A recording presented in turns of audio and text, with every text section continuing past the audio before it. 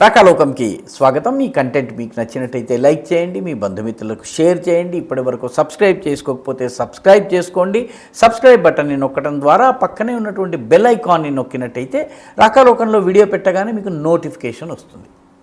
మిత్రులారా, కాంగ్రెస్ పార్టీ పరిస్థితి నానాటికి తీసికట్టు నాగంబొట్టులా తయారవుతోంది. కాంగ్రెస్ పార్టీ మూలిగే కాంగ్రెస్ పైన తాటికాయ పడ్డట్టుగా అవుతోంది.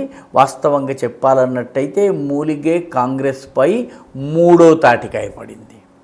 మొదటి తాటికాయ సూరత్లో అభ్యర్థి నామినేషన్ పత్రాల్ని సరిగ్గా ఫిల్ చేయలేకపోవడం వల్ల, దరఖాస్తు పత్రం ఏదైతే ఉందో ఆ పత్రాన్ని సరిగ్గా భర్తీ చేయలేకపోవడం కారణంగా ఆయన నామినేషన్ని తిరస్కరించడం జరిగింది.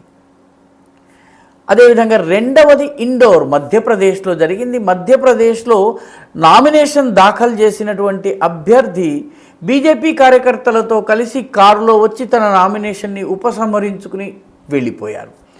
ఆయన నామినేషన్ని ఉపసంహరించుకుని బీజేపీ కార్యాలయంలో ప్రత్యక్షమయ్యేదాకా మధ్యప్రదేశ్లో అనేక సంవత్సరాలు పరిపాలించినటువంటి దిగ్విజయ్ సింగ్, కమల్నాథ్ వంటి సీనియర్ నాయకులు ఉన్నటువంటి కాంగ్రెస్ పార్టీలో అసలు కనీసం వాళ్ళకి తెలియలేదు. ఈయన వచ్చి బీజేపీ కార్యాలయంలో ప్రత్యక్షమై దానికి సంబంధించి కైలాష్ విజయవర్గీయ ట్వీట్ చేసేంత వరకు వీరికి తెలియలేదు. ఇప్పుడు తాజాగా ఒడిశాలోని పూరీ నియోజకవర్గంలో పోటీలో ఉన్నటువంటి కాంగ్రెస్ పార్టీ అభ్యర్థి ఆమె తన టికెట్ని తిరిగి ఇచ్చేసింది.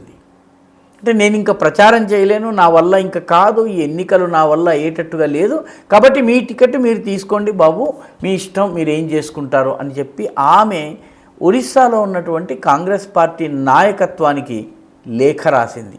ఆ లేఖ బహిరంగపరిచింది కూడా.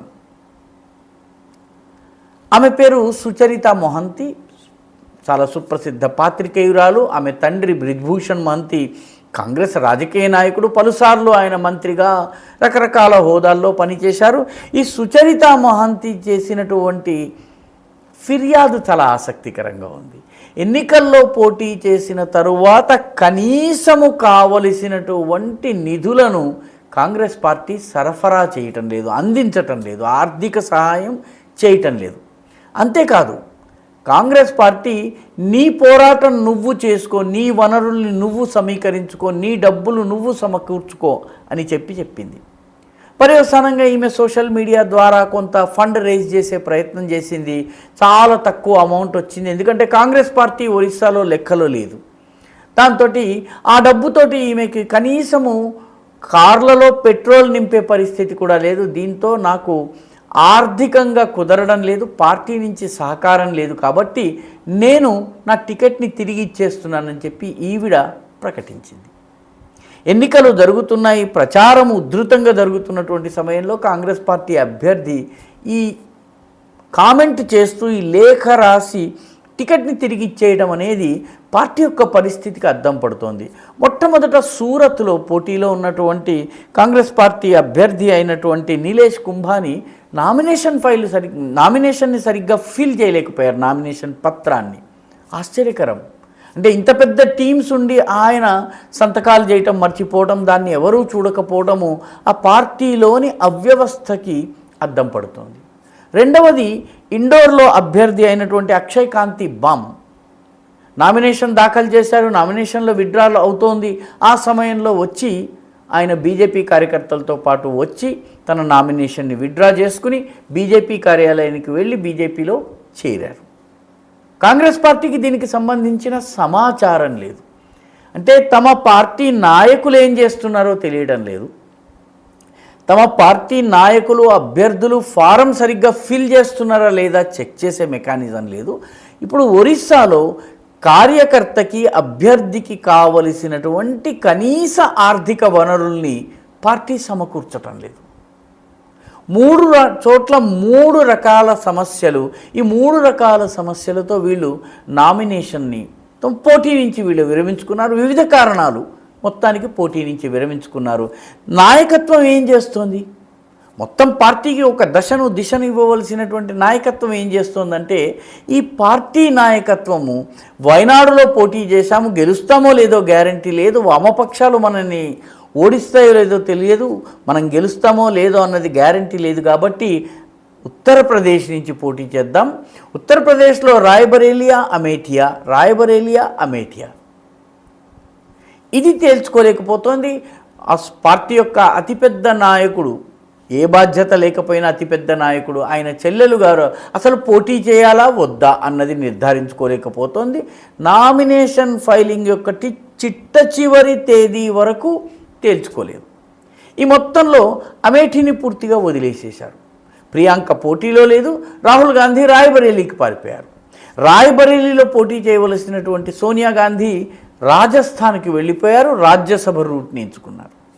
సో మొత్తం మీద కాంగ్రెస్ పార్టీ యొక్క అంతర్గత పరిస్థితి ఏ రకంగా ఉంది, 2024 వంటి గేమ్ చేంజింగ్ ఎలక్షన్స్కి ఆ పార్టీ ఏ రకంగా ఎటువంటి తయారీ లేకుండా, ఎటువంటి వ్యూహం లేకుండా, ఎటువంటి సంసిద్ధత లేకుండా రంగంలోకి ఎలా దిగుతోందన్నది చెప్పడానికి ఈ 3 లోకసభ నియోజకవర్గాల కథ మనకి తెలుసుకుంటే చాలు.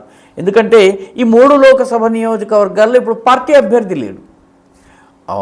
మధ్యప్రదేశ్లోని ఇండోర్లో పోటీ అయితే ఉంది, వేరే ఇండిపెండెంట్ అభ్యర్థులు మిగతా వాళ్ళు పోటీలో ఉన్నారు, కానీ కాంగ్రెస్ పార్టీ పోటీలో లేదు. అదేవిధంగా ఇంకొక ఇండిపెండెంట్, అదేవిధంగా కాంగ్రెస్ అభ్యర్థి రాజీనామా చేయటం వల్ల సూరత్ నుంచి ఏకగ్రీవంగా ఎన్నికారు, అక్కడ అసలు ఎన్నికే లేదు. ఇప్పుడు కాంగ్రెస్ ఒరిస్సాలో ఇప్పటికే పార్టీ చాలా బలహీనంగా ఉంది, 3వ స్థానానికి తోసివేయబడింది. అటువంటి పార్టీకి ఇప్పుడు అభ్యర్థులు పోటీ చేసే పరిస్థితిలో, ప్రచారం చేసే పరిస్థితిలో లేరు. ఆర్థిక వనరుల్ని సమకూర్చడంలో నాయకత్వం విఫలమైంది. పార్టీలో what is wrong with Congress అన్నది చెప్పడానికి ఈ 3 లోకసభ నియోజకవర్గాలు, వాటిలో కాంగ్రెస్ పార్టీ పరిస్థితిని చెప్తే కాంగ్రెస్ పార్టీలో ఉన్నటువంటి అతిపెద్ద సమస్యలు ఏంటో మనకి చాలా సులువుగా అర్థమైపోతాయి.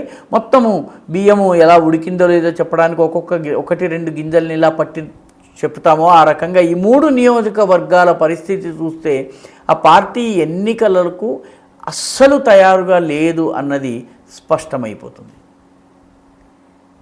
ఈ వీడియో మీకు నచ్చినట్టయితే లైక్ చేయండి, షేర్ చేయండి, ఈ ఛానల్కు సబ్స్క్రైబ్ చేయండి, మీ అభిప్రాయాన్ని కమెంట్ల రూపంలో తప్పనిసరిగా పంపించండి.